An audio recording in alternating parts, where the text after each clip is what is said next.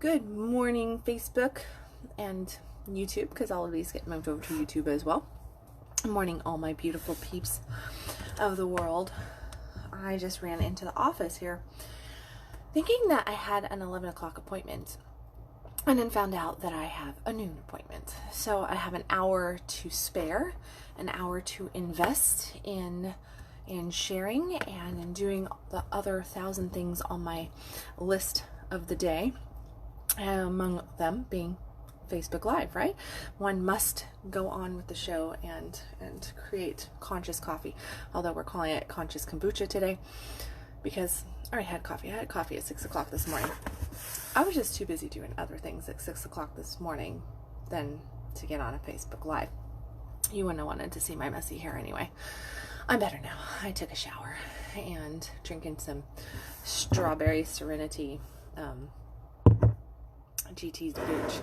I don't know if anybody who watches me drinks Budge or not, but man, I do love Budge. It is one of those things that is definitely really, really good. Although, if you are a Budge drinker, you must go to Maui and have fresh Maui Budge at the Budge stop there, because they make the bomb of all Budges. I'm telling you, like, if you are ever on Maui and if you are a nut freak and you just, a health nut freak and you just want, you love Budge, then I definitely suggest that you go out and explore Maui Budge, because it is absolutely to die for. Not to mention their raw food. They have this raw food cheesecake that they make at Maui Budge. You can get Maui Budge on tap, and that is the bomb. But then they have this raw food cheesecake that is this like coconut one that they have. It's like a piece of heaven. It's like a piece of heaven. So, but enough about Maui for right now. Maybe I just have the beach on the brain. Good thing I'm off to Belize with Addison, and I are heading out to Belize in October to teach a class from the beach, from a really, really pretty little island and everything. So that's going to happen in October. You'll see some announcements coming out on that. I just got back from the beach. You would think that I would have enough beach time. It's amazing. Everybody's trying to call me right now. So I was on my way in. I was just kind of like, I'm coming in with this like very high energy. I had a beautiful, beautiful dinner and drinks with a dear friend / old lover of mine last night, and we just had some very ignited conversation and just sharing and everything, and tons of gratitude. I was telling him that that he came up on my live stream yesterday and everything, and I was sharing my gratitude for him. And he was blushing while cooking me dinner because I was sharing my gratitude. And he's like, "Oh my God, I can't believe," like that. I was like, "Yeah, I'm not that timid woman that you met a decade ago anymore. That's for sure." But I was thinking about when I was talking to him, and then this morning, just different conversations and events, and of course my thoughts, right? And the whole conversation came up and around the pushing through. Like, sometimes things get really, really stuck.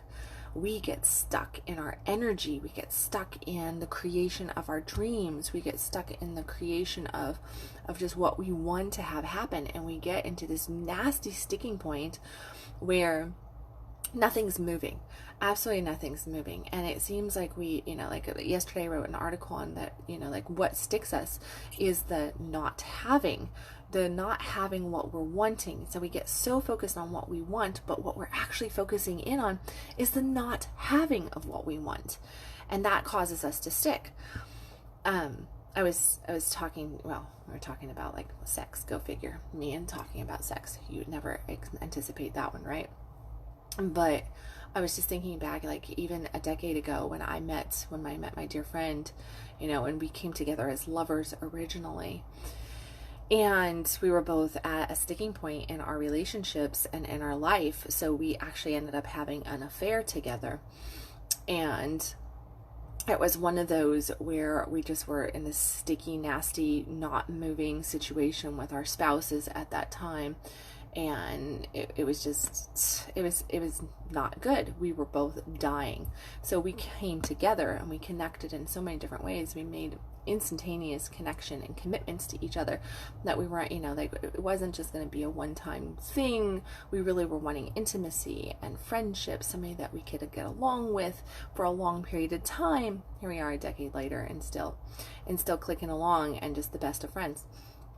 But I was thinking about that, and I was thinking about different instances in my life, but especially like in the sexual arena, I've experienced it a lot, where I will end up feeling extremely stuck with my sexual energy, to the point that I will just be dried up, feeling like this is like, my mentor has been running on a spiel of like dry pussy face, and it's absolutely true, because when you can get like really like a sexual energy, orgasm feeds us. It feeds us. And ladies out there, I'm like, if you're not getting your O on, like a real O, you're gonna suffer from, just not being full of life. Orgasm brings vitality to us. It gives you a youthful glow. It builds your confidence. It balances out your metabolism. It balances out your hormones. You're turned on to life, and you're more in love with life and with yourself when you're really getting a good orgasm. And that's not from having duty sex, and that's not from, not having good, healthy boundaries. And it's from learning to ask for what you need. But here's the thing, like, we go for a certain period of time, and it's so comfortable to not have, and we do this with everything, okay? So I'm using orgasm and sex right now as just an example, but we do this in every area of our life, okay? Any subject that we really want to create in, we do this exact same thing. So when we haven't had orgasm for a long period of time, when we haven't had good sex for a long period of time, when we haven't had intimacy and connection for a long period of time, all of a sudden that stuff becomes so far out there that it is uncomfortable now to achieve it, to go after it. It is now like this massive push, and it's like, is it really worth it? Because we forget how important it is to us, and then we start to question, is it really worth it? Is the going through and trying to figure things out, is the opening up, is the asking for what I want, is the getting out of this comfortable space that I'm in right now, because I'm actually comfortable in my not having. I'm comfortable in my not having, to the level that I am willing to defend my limitations for the getting of.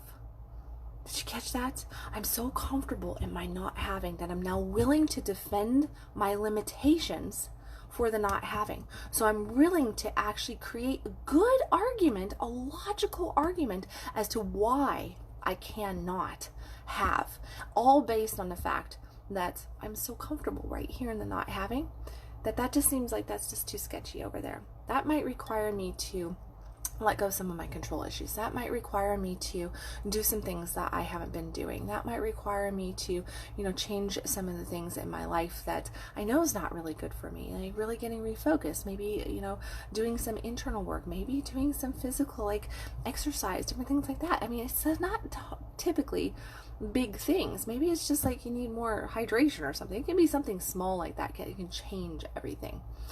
Maybe it's that you just don't want to leave your house, But what we do is we start to argue for our limitations in the not having, because we're so comfortable in that not having, okay? But we still desire, we still crave, we want for that we do not have, because there's a void in us. There's something missing, and we're really, really wanting it, but it's scary to actually say that we want it, and let alone go for it or try to find them motivation, whatever the heck that is, right? Like, who gets motivated? Nobody really is that motivated. Like, motivation is something that we make happen. Motivation is really stepping in, and it's more about committing to making it happen, and motivation comes from that. Motivation comes from the feeling good of making something happen, from the feeling good of making the changes that you know that you need. You're never going to wake up in the morning and go, man, I feel motivated today to go and jump off that cliff and scare the shit out of myself. No, that's never going to happen. You're not going to wake up doing that, because the comfort of the not having is so comfortable. It's so comfortable. It's appealing. It feels safe. It's the most unsafe thing that we can do in life, is to get comfortable, is to not expand, to not grow, to not push ourselves, to not have that moment where we're like, whoa, this is a moment. But if you want what you claim you want in life, in any subject area, much like I have learned in the sexual world, like when I was orgasm-less, or just mediocre sex happening, and no intimacy, no connection, no trust, no vulnerability, like just an emptiness. Maybe I was having sex, but I wasn't really getting fulfilled, and I was not being all that I could be with myself or with my partner in those moments. And what I discovered in that was that I just had to actually put my head down and push through the discomfort. I had to listen to those words that were trying to hold me into the comfort and go, no, I'm not going to let those fears, that resistance, control me and make it where I'm not going to actually experience and have anymore. Okay. I had to just like really put things down, which is probably how I ended up with 11 boyfriends back then. Was I was trying to push through a whole bunch of different stuff, and I didn't know who I really was, sexually speaking, or even in an intimacy fashion. My self-confidence was down. I felt insecure in so many different ways. Like I said, I was a total wallflower. Could not, like, if you had told me, hey, Kendall, in 10 years from now, this is what your life is going to be like, this is what you're going to be doing, this is how you're going to be, doing all this stuff. Speaking of old people, there goes my ex-husband calling me now. If you had, hold on, my phone's not wanting to do the thing that I want it to do. If you had met me back then, you'd be like, wow. And I would have never, ever believed that I could stand up in front of a room of 50, 60 people, or do talks with a bunch of people, or would be live streaming every single day, or be talking openly about the things that I talk about, about using different language even. Like, I was this timid person, and it was so comfortable to be that person. It felt so safe to be that person. Yet I was deeply unhappy. I was getting sick, physically ill, like a disease was breaking out in my body, and I was terrified. I was terrified of everything that was going on, and it was because I was resisting my soul calling. I was resisting my truth, and I was trying to be what I perceived as good, as safe, as all this different kind of stuff. And it required me to get really, really drastic with myself and just push the fuck through on the things that did not want to budge. And it's not that they didn't want to budge, it was that I did not want them to budge, because it felt unsafe, because it felt scary, because it was, ground that I had not treaded on before. It was this land of the unknown, okay? And that made it where I had great resistance to it. So it did not want to break free, not because it wasn't there and accessible for me. It didn't want to break free, not because it didn't want to break free. It wasn't breaking free because I wasn't letting it break free. My fear, my doubt was holding it back. My inability to get comfortable in the discomfort of the change, of the growth, of the expansion, of the no, you want this, and you're going to fucking step all the way in, girl, and you're going to make that shit happen.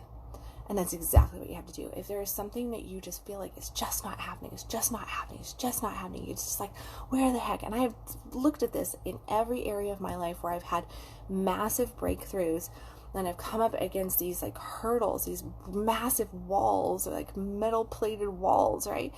And it's just like, there's no way in hell I'm going to get through this. And then it just disappears.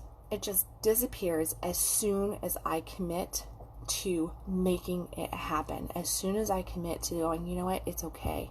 It's okay that I'm feeling this fear. It's okay that I'm feeling this doubt, but I'm not going to let it own me. I'm not going to let it stop me.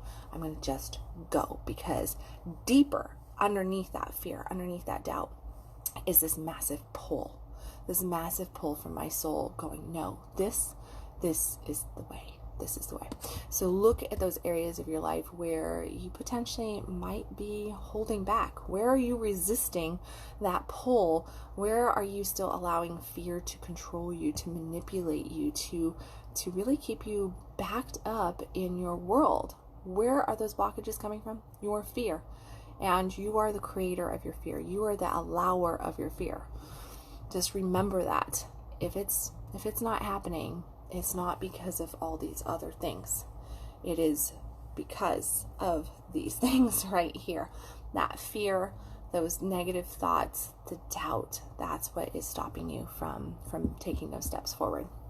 And whether it is that you're just wanting a really good orgasm in your life and you don't know how to surrender to it, you don't trust your partner, you're out there, you're really wanting to date, but you're just like convinced that there's no good men or good women on the planet, but you're like, no, I'm not going to go out and date. Really, it's too comfortable to sit here and just cook dinner at home or run through the drive-thru and go home and watch my favorite Netflix. You got to put yourself out there. You've got to get out there. You've got to test the waters. You've got to open yourself to exploring. If you're looking for, like that opportunity, a job change, career change, you're wanting to call in abundance, guess what? That means that you've got to probably do some internal shifts to make that happen, because the person that you are today, if you were the person that was going to call in the finances that you're wanting, well, you would already have it, okay? And if you're not calling in the finances that you're wanting right now, that means that you need to grow to be that person who is actually doing it. You need to feel the energy that person of you that you would be if you were making that. You need to feel it right now. You need to feel that way about a lover, about money, about your health, about your time, about anything that you want. If it's not there with you now, then realize that you are just have not expanded, opened up to it enough, which means that you need to go internal and do that work to take that leap of faith in self and in God, universe, source, whatever you want to say, to really, really, truly make it happen and press through the fear. So put your heads down. Put your heads down. I know that this is where I always go, oh, just go with the flow. What does your soul say? Blah, blah, blah. Yeah, what does your soul say? Your soul is underneath that saying, hey, come here. The resistance you are feeling is because you are out of alignment with me, and you need to get into alignment, and you're going to feel a hell of a lot better as soon as you get into alignment with me, but you're so fucking out of alignment that's where that negative vibe is coming from. That's where that fear is coming from. That's where all those negative thoughts are coming from, because you're not in alignment. And your soul's over there going, come this way. Come on, come on, come on, come on. You got this. You got this. But if you keep allowing fear to be your roadblock, then you're not going to ever catch up to where that soul is at. You're always going to remain too many steps behind and feel that resistance. You're going to feel the resistance for as long as you choose to sit in the resistance. Okay? So, yes, let go, let flow, put your head down, and follow your fucking soul, okay? Let me see. Notes on all of that. Ooh, my booch is like all bubbled up. Oh my goodness. I have like a booch mustache going right there. Notes. Of course, if you want any help with anything, I do one-on-one coaching, group coaching, online courses, all that good stuff. You're more than welcome to look in the comment section where you're going to find my consultation application. I am accepting one-on-one clients right now, so you're more than welcome to fill that out. Message me if otherwise, and we can set you up to do some one-on-one coaching so that you can actually overcome the fear and the doubt and step forward to the life that you really truly want to have, that fuck yes life. Local people, Saturday is the introductory workshop. It's a premier workshop where I am teaching all on tantric field, quantum field tantra, and it is all on the energetics. If you have not seen some of the stuff that can be done there, I call it my little magic show. There's actually a video that is running around. You can look here on Facebook at the events page where the video is actually on, or you can go to my YouTube channel and see it there as well. If you are local to the Dallas-Fort Worth area, that workshop is this Saturday. It is limited seating, and it is already filling up pretty good. So I look forward to actually seeing a whole bunch of you at that. Otherwise, there will be a whole bunch of online stuff coming out. Like I said, Addison and I are headed down to Belize in October. We will be teaching an online workshop from there. And there's a whole bunch of other stuff. You can always go to, how somebody's texting me, call me, like, damn, everybody just needs to get with the program. Like, they just need to go, where is she? Why isn't she answering her text messages? I've called her 3 times. Why is she just swooping me to the side? Oh, she must be on Facebook doing a live stream right now. Like, seriously. Crazy people. I love them though. Love them. So, there's a whole bunch of online stuff coming out. You can always go to my website at www.kendalwilliams.com and click on the programs to see all my online home study courses. And as always, everybody, you really truly are worth the fuck yes life. So just start believing it. Believe it, okay? And stop existing. Start living. I will catch you tomorrow with another Conscious Coffee. If I've said anything in this Conscious Kombucha that touched you, made you think of somebody, help me get these messages out there to the world, hit the little share button at the bottom. I love you guys. Thank you for your likes, your loves, your comments. If you're catching this on a replay, make sure to let me know in the comment section. Always love to hear your comments and your responses to these live streams. And I will see you guys tomorrow. Bye, everybody.